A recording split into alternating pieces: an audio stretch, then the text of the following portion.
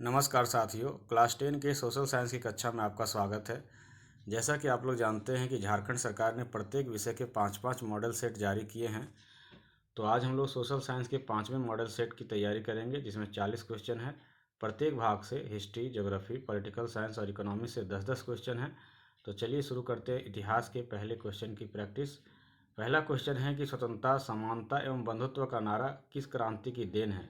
रूसी क्रांति की, फ्रांसीसी क्रांति की, अमेरिकी क्रांति की या भारतीय क्रांति की? तो साथियों, स्वतंत्रता, समानता और बंधुत्व का नारा जो है वह फ्रांसीसी क्रांति का देन है। तो हमारा उत्तर होगा फ्रांसीसी क्रांति। दूसरा क्वेश्चन है, बिस्मार्क जर्मनी का चांसलर कब बना? 1871, 1875, 1881 या 1890? तो इसमें सारे ऑप्शन जो हैं वो आंसर के नहीं लग रहे हैं। इसका आंसर कुछ और होना चाहिए। तो आप लोग गूगल करके बताइएगा कि बिस्मार्क जर्मनी का चांसलर कब बना था। क्वेश्चन नंबर 3 बहुत ही अच्छा क्वेश्चन है, जो कि मैंने व्याख्या में पिछले वीडियो में कह भी चुका हूं कि मनुष्य स्वतंत्र पैदा हुआ है किंतु वह सर्वत्र बंधनों से जकड़ा हुआ है। यह कथन किस दार्शनिक का है? कि मनुष्य जो है पैदा तो स्वतंत्र होता है लेकिन सब जगह बंधनों से जकड़ा होता है। किसका कहना है? दिदरो का, वाल्टेयर का, रूसो का या मॉन्टेस्क्यू का? तो साथियों, यह महान कथन जो है वह रूसो का है। रूसो की पुस्तक का नाम आप लोग जानते ही होंगे। आप कमेंट बॉक्स में बताइएगा कि रूसो की कौन सी पुस्तक जो है वो बहुत ही प्रसिद्ध है। क्वेश्चन नंबर 4, किसके कल्पना आदर्श यूटोपिया में एक आदर्श समाज की कल्पना की गई है? मैस्नी, नेपोलियन, कार्ल कैस्पर या फ्रेडरिक सॉरियो? तो साथियों, यूटोपिया की कल्पना जो है फ्रेडरिक सॉरियो ने की थी, जिसकी पहली पिक्चर जो आप लोगों ने देखा था इतिहास की किताब का, जो पहला लेसन का पहला फोटो है वो फ्रेडरिक सॉरियो की ही है और ये यूटोपिया का तस्वीर है। क्वेश्चन नंबर 5, यंग इटली की स्थापना किसने की? रूसो ने, मैथ्सनी ने, वाल्टेयर ने या लेनिन ने? तो साथियों, यंग इटली और यंग यूरोप दोनों पुस्तक की रचना मैथ्सनी ने की है। तो हमारा आंसर होगा ख। क्वेश्चन नंबर 6, असहयोग आंदोलन की समाप्ति किस घटना से हुई? नॉन कॉपरेशन मूवमेंट किस घटना के बाद गांधी जी ने वापस ले लिया? काकोरी कांड, दांडी यात्रा, चौरी चौरा हिंसात्मक घटना या जालियांवाला बाग हत्याकांड?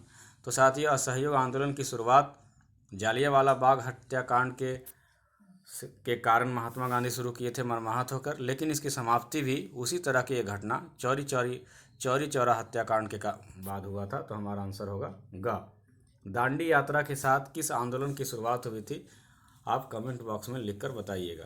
क्वेश्चन नंबर 7, भारत छोड़ो आंदोलन की शुरुआत कब हुई? 1925, 1940, 1942 या 1945? तो साथियों, भारत छोड़ो आंदोलन, क्विट इंडिया मूवमेंट की शुरुआत 1942 ईस्वी को 8 अगस्त को हुआ था, बम्बई के ग्वालियर टैंक मैदान से। क्वेश्चन नंबर 8, गदर पार्टी की स्थापना किसने की? भगत सिंह, लाला हरदयाल, सुभाष चंद्र बोस, लाला लाजपत राय? तो साथियों, गदर पार्टी की स्थापना जो है वो लाला हरदयाल ने किया था। वो विदेश में हुआ था, यहाँ भारत में उनकी स्थापना नहीं हुई थी। तो गदर पार्टी की स्थापना लाला हरदयाल ने की थी। क्वेश्चन नंबर 9, स्वदेशी आंदोलन की प्रेरणा से भारत माता की छवि को किसने चित्रित किया था? भारत माता की तस्वीर, पहली तस्वीर किसने बनाया था? शुभजीत आचार्य ने, बंकिम चंद्र चटर्जी ने, अविंद्रनाथ टैगोर ने या रविंद्रनाथ टैगोर ने? तो साथियों, भारत माता की पहली तस्वीर अविंद्रनाथ टैगोर ने बनाया था।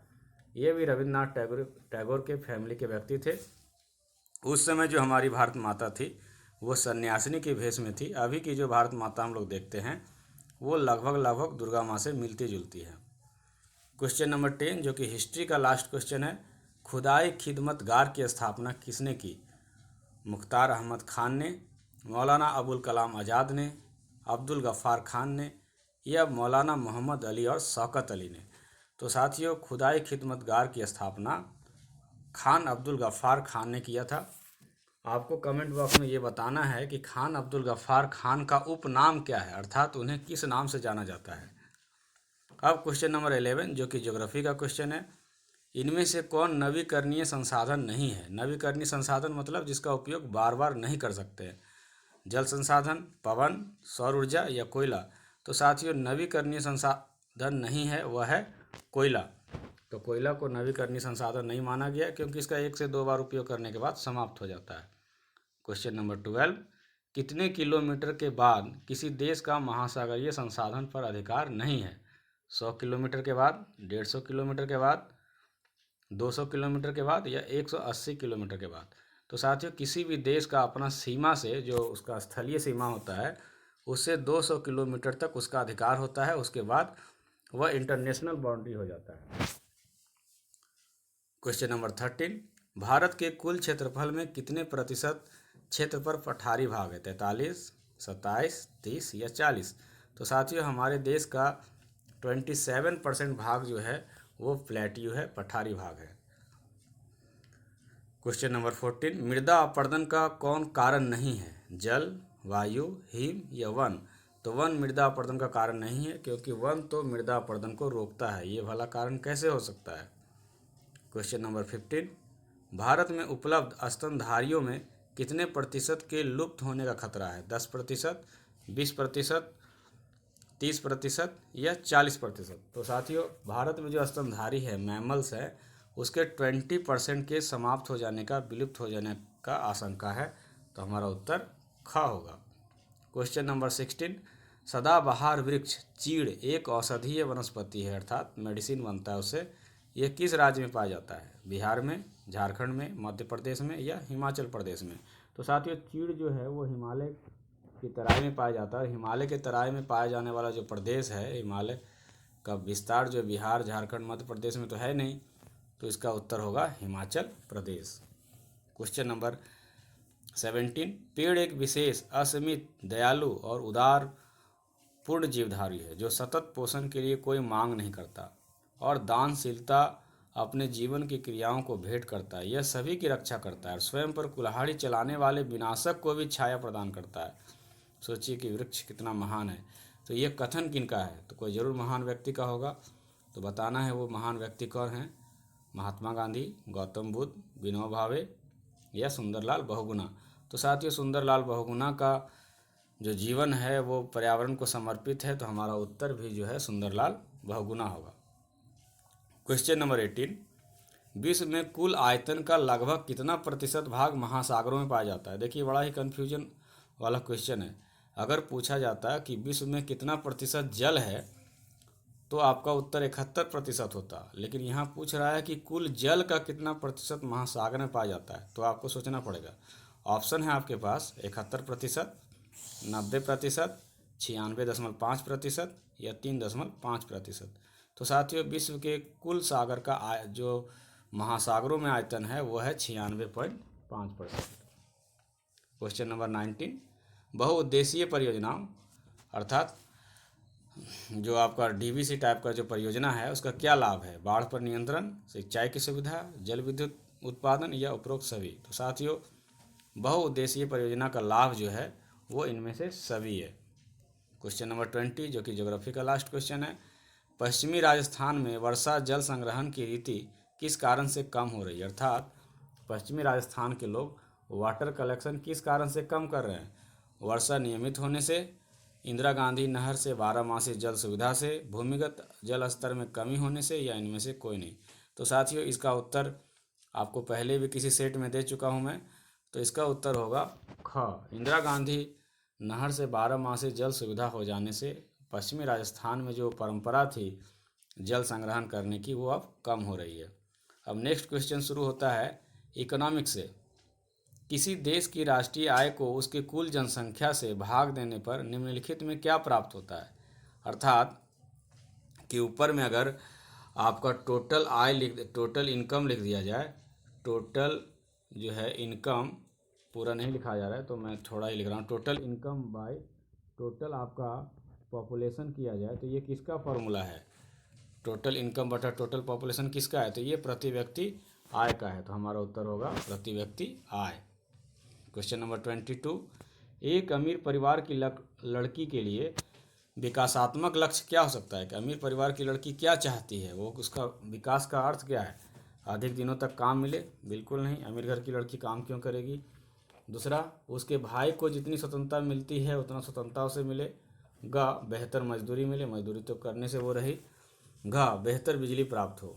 तो आप देखिए ख और घ में थोड़ा सा नज़दीकी मामला है, लेकिन ज़्यादा नज़दीक मामला जो है वो ख है। अमीर घर की लड़की चाहती है कि उसको उतनी आज़ादी मिले जितना कि उनके भाई को मिलती है। क्वेश्चन नंबर 23, शिशु मृत्यु दर क्या सूचित करता है? 7 वर्ष या उससे अधिक आयु के लोगों की साक्षर जनसंख्या। गलत है, साक्षर का यहाँ कोई बात नहीं है, मृत्यु की बात है। किसी वर्ष में पैदा हुए 1000 जीवित बच्चों में 1 वर्ष की आयु से पहले मर जाने वाले बच्चे का अनुपात, या स्कूल जाने वाले कुल बच्चों की संख्या, या 1 वर्ष में जन्म लेने वाले कुल बच्चों की संख्या। तो साथियों, शिशु मृत्यु दर की परिभाषा होती है कि 1 वर्ष में 1000 बच्चे में जितने बच्चे मर जाते हैं उनको शिशु मृत्यु दर कहते हैं। क्वेश्चन नंबर 24, निम्नलिखित में ऊर्जा का मुख्य स्रोत कौन से हैं? कोयला, पेट्रोलियम, विद्युत या उपरोक्त सभी। तो साथियों, ये सभी ऊर्जा के मुख्य स्रोत ही हैं। क्वेश्चन नंबर 25, निम्नलिखित में कौन सी आर्थिक गतिविधियां तृतीयक क्षेत्र में नहीं आती, अर्थात सेवा क्षेत्र में नहीं आती? बैंकिंग आती है, मधुमक्खी पालन सोचिए आप, अध्यापन ये भी सेवा क्षेत्र है, किसी कॉल सेंटर में काम करना यह भी सेवा क्षेत्र है। तो मधुमक्खी पालन जो है वो सेवा क्षेत्र में नहीं है, तृतीय क्षेत्र में नहीं है। क्वेश्चन नंबर 26, मनरेगा का विस्तारित रूप चुनें, अर्थात फुल फॉर्म। मनरेगा का फुल फॉर्म क्या है? मोहन गांधी राष्ट्रीय ग्रामीण रोजगार गारंटी अधिनियम, महात्मा गांधी राष्ट्रीय ग्रामीण रोजगार गारंटी अधिनियम, या महात्मा गांधी राष्ट्रीय गारंटी समूह, या महात्मा गांधी राष्ट्रीय ग्रामीण रोजगार। तो साथियों, मनरेगा का फुल फॉर्म महात्मा गांधी ग्रामीण राष्ट्रीय रोजगार गारंटी अधिनियम है। तो हमारा उत्तर होगा ख। क्वेश्चन नंबर 27, किसी वर्ष में उत्पादित खाली जगह के मूल्य को सकल घरेलू उत्पाद अर्थात जीडीपी, ग्रॉस डोमेस्टिक प्रोडक्ट कहते हैं। किसको? सभी वस्तुओं एवं सेवाओं के कुल मूल्य को, सभी अंतिम वस्तुओं और सेवाओं के कुल मूल्य को, या सभी मध्यवर्ती वस्तुओं एवं सेवाओं के कुल मूल्य को, या सभी मध्यवर्ती तथा अंतिम वस्तुओं और सेवाओं के मूल्य को। तो साथियों, सभी अंतिम वस्तु और सेवाओं के मूल्य के कुल योग को हम लोग किसी देश का जीडीपी अर्थात सकल घरेलू उत्पाद कहते हैं। क्वेश्चन नंबर 28, सलमा एक सरकारी अस्पताल में नर्स का कार्य करती है। तो सलमा किस क्षेत्र की गतिविधि में शामिल है? संलग्न है, प्राथमिक, द्वितीयक, असंगठित या संगठित। तो साथियों, सरकारी अस्पताल में है तो उसको सवैतनिक छुट्टी भी मिलता होगा, समय समय पर वेतन वृद्धि भी होगा, काम करने के घंटे भी निश्चित होंगे। तो ऐसा क्षेत्र जहाँ होता है उसे कहते हैं संगठित क्षेत्र। क्वेश्चन नंबर 29, भारत के किस क्षेत्र में छुपी हुई बेरोजगारी पाई जाती है, अर्थात प्रच्छन्न बेरोजगारी पाई जाती है, डिस्गाइज्ड अनएम्प्लॉयमेंट पाया जाता है? किस क्षेत्र में? औद्योगिक क्षेत्र में, कृषि क्षेत्र में, सेवा क्षेत्र में, या इनमें से कोई नहीं? तो साथियों, डिस्गाइज्ड जो आपका अनएम्प्लॉयमेंट है वह कृषि क्षेत्र में पाया जाता है। आप लोगों ने पढ़ा होगा उदाहरण कि किसी खेत में 10 व्यक्ति काम कर रहे हैं, अगर 5 व्यक्ति को निकाल भी दिया जाए तो उत्पादन उतना ही होगा, अर्थात 5 आदमी जो है वो छिपी हुई बेरोजगारी का शिकार है। क्वेश्चन नंबर 30, जो कि इकोनॉमिक्स का लास्ट क्वेश्चन है, इस क्षेत्र के श्रमिक माल का उत्पादन नहीं करते, अर्थात कोई सामान नहीं बनाते। किसमें? प्राथमिक, द्वितीयक, तृतीयक या चतुर्थक क्षेत्र। तो साथियों, तृतीयक क्षेत्र के जो व्यक्ति होते हैं वो कोई माल नहीं बनाते, बल्कि प्राथमिक और द्वितीयक क्षेत्र की मदद करते हैं। अब शुरू होता है आप लोग का इंटरेस्टिंग सब्जेक्ट पॉलिटिकल साइंस का क्वेश्चन। तो पहला क्वेश्चन है कि बेल्जियम में सत्ता की साझेदारी के संबंध में कौन सा कथन असत्य है, अर्थात गलत है? केंद्रीय सरकार में डच और फ्रेंच भाषी मंत्रियों की संख्या समान है, सही है। राज्य सरकारें केंद्रीय सरकारें के अधीन नहीं है, यह भी सही है। बेल्जियम में अलग सरकार है जिसमें डच एवं फ्रेंच भाषी समुदायों को असमान प्रतिनिधित्व, असमान नहीं है, समान है। तो हमारा उत्तर होना चाहिए ग। लेकिन चलते हैं हम लोग घ को भी देख लेते हैं। केंद्रीय एवं राज्य सरकार के अलावा यहाँ तीसरे स्तर की सरकार, सामुदायिक सरकार भी काम करती है, कम्युनिटी गवर्नमेंट। सामुदायिक सरकार बेल्जियम की विशेषता है, तो ये सही है। तो हमारा उत्तर जो है वह होगा ग। यहाँ पर समान प्रतिनिधित्व है, ना कि असमान। क्वेश्चन नंबर 32, संघात्मक शासन प्रणाली वाला देश इनमें से कौन नहीं है, अर्थात किसमें एकात्मक प्रणाली है? यूएसए में नहीं, वो तो संघात्मक है। श्रीलंका, बेल्जियम या ऑस्ट्रेलिया? तो साथियों, श्रीलंका में संघात्मक प्रणाली नहीं पाई जाती है, यहाँ एकात्मक सरकार है। क्वेश्चन नंबर 33, निम्न में किस देश में एकात्मक शासन व्यवस्था है? तो भारत, संयुक्त राज्य अमेरिका, स्विट्जरलैंड या श्रीलंका? तो साथियों, दोनों का उत्तर एक ही होगा, दोनों एक ही क्वेश्चन है, बस घुमाकर पूछा गया है। शिक्षा किस क्षेत्र में, किस सूची में शामिल है? आप लोग जानते हैं कि सरकार का जो काम है, केंद्र सरकार, राज्य सरकार और स्थानीय सरकार 3 सूची बनाया गया है, स्टेट लिस्ट, सेंट्रल लिस्ट और कंकरेंट लिस्ट। तो बताना है कि शिक्षा किस लिस्ट में है, संघ सूची में है, राज्य सूची में है या समवर्ती सूची में है। तो साथियों आप लोग जानते हैं कि शिक्षा पर केंद्र सरकार और राज्य सरकार दोनों मिलकर कानून बनाती है, तो यह इस समवर्ती सूची का विषय है। क्वेश्चन नंबर 35, भारत में स्थानीय प्रणाली कितने स्तर की है? 1 स्तर की, 2 स्तर की, त्रिस्तर की या 5 स्तर की? तो आप लोग पंचायत चुनाव में देखते होंगे कि मुखिया का चुनाव होता है, फिर जिला परिषद का चुनाव होता है और पंचायत समिति का चुनाव होता है। तो एक पंचायत स्तर पर सरकार बनती है, एक ब्लॉक स्तर पर और एक जिला स्तर पर। तो कितने स्तर का हो गया? 3 स्तर का। तो हमारा जो स्थानीय चुनाव है वो त्रिस्तरीय होता है। क्वेश्चन नंबर 36, संघीय सरकार की एक विशेषता नहीं है। कौन सी संघीय सरकार की विशेषता नहीं है? राष्ट्रीय सरकार अपने कुछ अधिकार प्रांतीय सरकार को देती है, सही बात है। अधिकार विधायिका, कार्यपालिका और न्यायपालिका में के बीच बढ़ जाता है, सही है। निर्वाचित पदाधिकारी ही सरकार में सर्वोच्च ताकत का उपयोग करते हैं, नहीं, निर्वाचित पदाधिकारी नहीं। अगर यहाँ प्रतिनिधि होता तो सही होता, लेकिन यहाँ पदाधिकारी है तो यही गलत है। फिर घ में भी देख लेते हैं, सरकार की शक्ति शासन के विभिन्न स्तरों पर बढ़ जाती है, केंद्र, राज्य और स्थानीय, बिल्कुल सही। तो हमारा उत्तर होगा घ। क्वेश्चन नंबर 37, कौन सुमेलित है? अर्थात 4 गलत हैं, कौन सही है उसको चुनना है। संघ सूची में पुलिस, कृषि और व्यापार आते हैं, नहीं। राज्य सूची में प्रतिरक्षा, बैंकिंग और संचार आते हैं, यह भी नहीं होगा। समवर्ती सूची में वन, विवाह और उत्तराधिकार आते हैं, सही लग रहा है, देख लेते हैं लास्ट भी। अवशिष्ट शक्तियाँ केंद्र सरकार के पास है, तो ये तो सही है, अवशिष्ट शक्ति जो है वो केंद्र सरकार के पास है। तो बताइए कि इसका उत्तर आपका कौन होगा? तो इसका उत्तर ज़्यादा करेक्ट आंसर जो है वो घ है। वैसे ग भी इसका सही उत्तर ही है, लेकिन घ ज़्यादा सही है। इनमें कौन सा एक समूह का उदाहरण है, एक हित समूह का, इंटरेस्ट ग्रुप का उदाहरण है? टीएमसी, एनसीएफ, बीएसपी या बामसेफ? तो साथियों टीएमसी, बीएसपी ये सब तो पॉलिटिकल पार्टी हैं। हित समूह का उदाहरण जो है वो बामसेफ है, यह बैकवर्ड क्लास का एक संगठन है। क्वेश्चन नंबर 39 जो कि आपके मॉडल सेट का सेकंड लास्ट क्वेश्चन है, नेपाल में हुए जनसंघर्ष को क्या कहा जाता है? पर्यावरण आंदोलन, सूचना के अधिकार का आंदोलन, लोकतंत्र के लिए दूसरा आंदोलन या इनमें से कोई नहीं? तो साथियों 2006 में जो आंदोलन हुआ था नेपाल में वह है लोकतंत्र के लिए दूसरा आंदोलन। अब लास्ट क्वेश्चन की तरफ बढ़ते हैं हम लोग। लोकतंत्र और जनसंघर्ष के संबंध में क्या असत्य है, अर्थात क्या झूठ है? लोकतंत्र का जनसंघर्ष के माध्यम से विकास अवरुद्ध होता है, बाधित होता है। ख, लोकतंत्र का जनसंघर्ष के माध्यम से विकास होता है। लोकतंत्र संघर्ष का समाधान जनता की व्यापक लामबंदी के जरिए होता है, सही लग रहा है। संघर्ष और लामबंदियों का आधार राजनीतिक संगठन होता है, यह भी सही लग रहा है। तो इसमें असत्य जो है वो क है। क कह रहा है कि लोकतंत्र का जनसंघर्ष के माध्यम से विकास अवरुद्ध होता है, नहीं। लोकतंत्र में जितना हल्ला गुल्ला होगा, जितना आंदोलन होगा उतना अच्छा माना जाएगा। ये माना जाएगा कि वहाँ की जनता जो है अपने अधिकारों के प्रति ज़्यादा जागरूक है। तो इस प्रकार हम लोगों ने आज 40 क्वेश्चन की प्रैक्टिस की, और ये आपको कैसा लगा यह वीडियो आप कमेंट बॉक्स में ज़रूर बताइएगा। और आपके साथी या कोई रिश्तेदार अगर 10 क्लास के स्टूडेंट हैं तो उसको आप ये वीडियो ज़रूर शेयर कीजिएगा। और आप अगर हमारे चैनल पर नए हैं तो सब्सक्राइब करना भी नहीं भूलिएगा।